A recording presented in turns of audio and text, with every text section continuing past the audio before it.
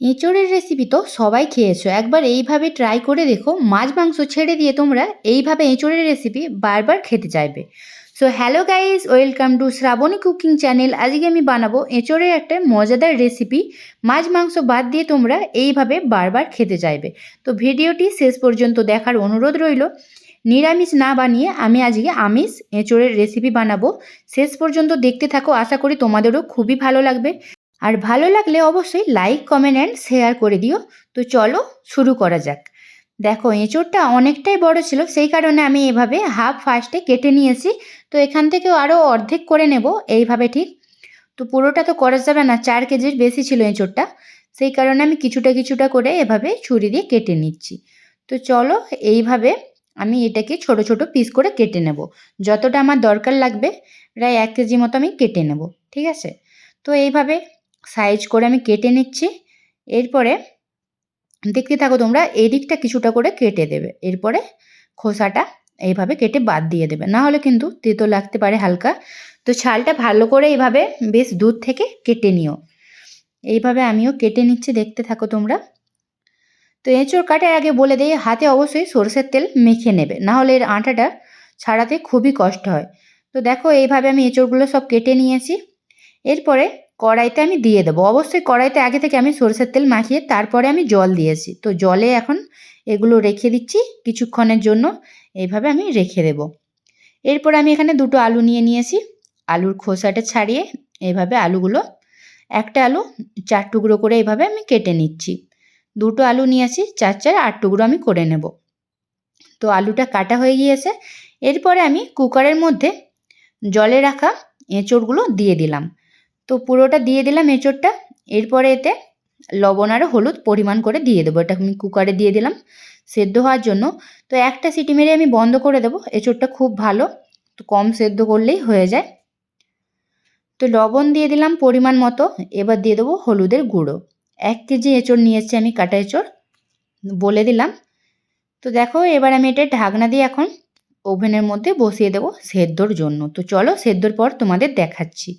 তো দেখো একটা সিটি মেরে বন্ধ করে দিয়েছিলাম, কত সুন্দর সেদ্ধ হয়েছে তোমাদের দেখাচ্ছি। দেখো একটু জাস্ট হাত দিয়ে চেপেছি, ব্যাস এত সুন্দর সেদ্ধ হয়ে গিয়েছে। তো এরপর কড়াইতে তেল গরম করে নিয়েছি ভালো করে। এরপরে আলুগুলো ভেজে নেবো। আলুগুলো আমি আর সেদ্ধ করলাম না, তো আলুগুলো একদম তেলেই কষে নিচ্ছি। আর অবশ্যই এখানে আমি রান্নার জন্য রিফাইন অয়েলই ইউজ করছি। তো সানফ্লাওয়ার, ফরচুনের যে রিফাইন অয়েলটা থাকে আমি ওটাই ব্যবহার করি। তো দিয়ে দিলাম পরিমাণ মতো লবণ। এখন আলুগুলো কষিয়ে নিচ্ছি। তো আলুগুলো দেখো ভাজা হয়ে যাওয়ার পরে আমি একদম হলুদ গুঁড়ো দিয়ে দিলাম অল্প করে। আলুটা কিছুটা ভাজা হয়ে যাওয়ার পরে এইভাবে তারপরে হলুদ গুঁড়োটা আমি দিলাম। আর আমি এরকমভাবেই ভেজে থাকি, হলুদ গুঁড়োটা একটু দেরি করেই দিয়ে থাকি। তো আলুগুলো ভাজা হয়ে গিয়েছে, এখন কড়াই থেকে আমি তুলে নেব।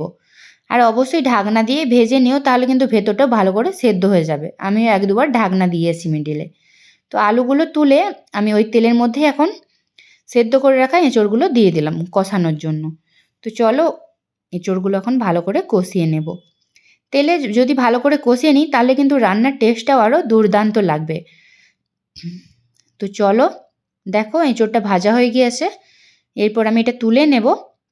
তো বলে রাখি, এঁচোড় যদি সেদ্ধ করে ডাইরেক্ট তোমার রান্না করো তাহলে কিন্তু অত সুন্দর টেস্ট লাগবে না, সেই কারণে আমি কষিয়ে নিলাম। এরপরে তেলের মধ্যে দিয়ে দিলাম একটা তেজপাতা 2 টুকরো করে, আর দিয়ে দিলাম শুকনো লঙ্কা 2 টুকরো করে। কিছুক্ষণ এটা ভেজে নিয়ে এরপর আমি এর মধ্যে দিয়ে দিলাম এলাচ, দারুচিনি, লবঙ্গ, গোটা জিরে।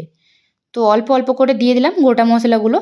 তো আবারও একবার বলে দিলাম যে কী কী গোটা মশলা দিয়েছি এখানে: দারুচিনি, এলাচ, লবঙ্গ, শুকনো লঙ্কা, তেজপাতা আর গোটা জিরে।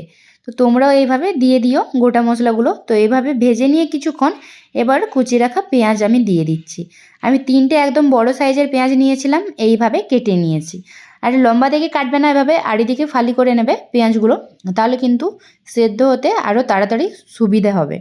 তো এই সাইডে কেটে নেবে পেঁয়াজগুলোকে আড়িদিকে। দিয়ে দিলাম পরিমাণ মতো লবণ। পেঁয়াজগুলো আবার আমি ভেজে নিচ্ছি এখন। তো কিছুক্ষণ এভাবে নাড়াচাড়া করে নিচ্ছি। তো চলো তোমাদের একবারে পেঁয়াজ ভাজার পরে দেখাচ্ছি। তো দেখো পেঁয়াজগুলো অনেকটাই ভাজা হয়ে গিয়েছে, ব্রাউন কালার হয়ে, দেখতেই পাচ্ছ। তো এরপরে আমি এতে দিয়ে দেব আদা রসুন আর কাঁচা লঙ্কার পেস্ট। আর অবশ্যই মিক্সিতে যদি পেস্ট করে থাকো জল না দেওয়ার চেষ্টা করবে, তাহলে কিন্তু টেস্ট আরও ভালো লাগবে। যদি শিলনোড়াতে বাটো তাহলে তো খুবই ভালো। তো এইভাবে শুকনো করে পেস্টটা করার চেষ্টা করবে, তাহলে কিন্তু তরকারির স্বাদ আরও দুর্দান্ত হবে। তো এইভাবে ভালো করে আদা রসুনটা ভেজে নিচ্ছি। পেঁয়াজটা তো জল ইউজ করছি না আমি কোনো, দেখতেই পাচ্ছ এখন থেকে।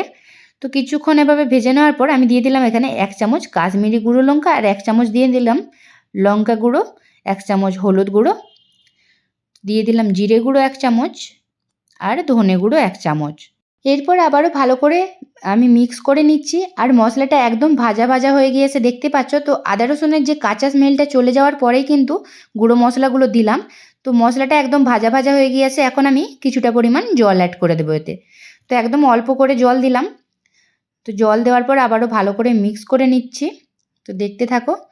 এরপরে দেখো গ্রেভিটা কিছুক্ষণ পর কষিয়ে নিয়ে আমি দিয়ে দিলাম এখানে চেরা কাঁচা লঙ্কা 3-4টে। তো তোমরা যে যেমন ঝাল খেতে চাও সেই পরিমাণে দিও। এখন দিয়ে দেবো আমি কুচে রাখা টমেটো, 2টো বড় সাইজের টমেটো কুচে আমি দিয়ে দিলাম এর মধ্যে। তো আবারও ভালো করে কষিয়ে নিচ্ছি। তো কিছুটা পরিমাণ লবণ দিয়ে দিচ্ছি, যেহেতু টমেটো দিয়েছি সেই কারণে লবণটা আবারও দিয়ে দিলাম। কিছুক্ষণ পর দেখো গ্রেভিটা কত সুন্দর করে রেডি হয়ে গিয়েছে।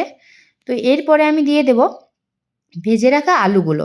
অবশ্যই গ্রেভিটা এইভাবে ভালো করে তোমাদের আগে রেডি করে নিতে হবে, তারপরে তোমরা যা সবজি দেবে তারপরে দিয়ে দিও। তো আলুটা দিয়ে দিলাম। এরপরে যেহেতু আলুটা আমি সেদ্ধ করি না, তেলে কষিয়ে নিয়েছিলাম, সেই কারণে একটু আগে থেকে দিয়ে আমি ঢাকনা দিয়ে দিলাম। তো 5 মিনিট মতো পরে আমি ঢাকনাটা খুলে নিলাম, আবারও ভালো করে এটা মিক্স করে নিচ্ছি। তোমরা যদি আলু সেদ্ধ করে রেখে থাকো তাহলে কিন্তু আলু আর এঁচোড়টা একসাথেই দিও। আমি যেহেতু তেলে কষিয়েছিলাম সেই কারণে একটু আগে দিয়ে দিলাম। তো এরপরে আমি এঁচোড়গুলো দিয়ে দিলাম কষিয়ে রাখা। তো এরপরে ভালো করে মিক্স করে নিচ্ছি। তো চলো ভালো করে আলু আর এঁচোড় গ্রেভির সাথে ভালো করে মিক্স করে নিই। ভালোভাবে মিক্স না করলে টেস্টটা ভালো লাগবে না, তাই না? তো চলো কিছুক্ষণ পর তোমাদের দেখাচ্ছি। তো দেখো ভালো করে একদম কষিয়ে নিয়েছি আলু আর এঁচোড়। এরপরে আমি জল দিয়ে দিলাম, একদম অল্প করে জল দিলাম, কারণ আমি বেশি জল দেব না এতে। তো অল্প পরিমাণে জল দিয়ে দিলাম। আর এঁচোড়টা কত সুন্দর দেখো, জাস্ট একটা সিটি মেরেছিলাম তারপরে কষিয়েছি, কত সুন্দর সেদ্ধ হয়ে গিয়েছে বোঝাই যাচ্ছে। তো চলো ভালো করে আবারও এইভাবে মিক্স করে নিচ্ছি। নিরামিষ এঁচোড় তো অনেক খেয়েছো, তো এইভাবে একবার ট্রাই করে দেখো। মাছ মাংস ছেড়ে দিয়ে তোমরাও এভাবে এঁচোড়ের রেসিপি খেতে চাইবে বারবার একবার খেলে। তো দেখো এঁচোড় একদম কষানো কমপ্লিট, একদম সব শেষে আমি দিয়ে দিলাম কুচিয়ে রাখা ধনেপাতা কিছুটা। তো ধনেপাতা দিলে টেস্টটা অনেক ভালো লাগে। আর দিয়ে দিলাম গরম মশলা গুঁড়ো 1 চামচ। তো আবার ভালো করে মিক্স করে নিচ্ছি। মিক্স করে নিলেই রেডি আজকে এঁচোড়ের রেসিপি। অবশ্যই নিরামিষ নয়, এটা আমিষ, আমি আবারও বলে রাখি। তো একবার খেলে বারবার খেতে চাইবে। তো রেসিপিটি কেমন লাগলো অবশ্যই কমেন্টে জানিও। ভালো লাগলে অবশ্যই লাইক কমেন্ট অ্যান্ড শেয়ার করে দিও। আর চ্যানেলে নতুন হয়ে থাকলে অবশ্যই চ্যানেলটিকে সাবস্ক্রাইব করে পাশে থেকো আরও নতুন নতুন রান্নার রেসিপি দেখার জন্য। আর পাশে থাকা বেল আইকনটি অবশ্যই ক্লিক করে দিও, যাতে করে আমার ভিডিও সবার আগে তোমার কাছে চলে যায়। তো আজকে একদম রেডি গরম গরম এঁচোড়ের রেসিপি। তো চলো আজকের মতো টাটা, দেখা হচ্ছে নেক্সট ভিডিওতে।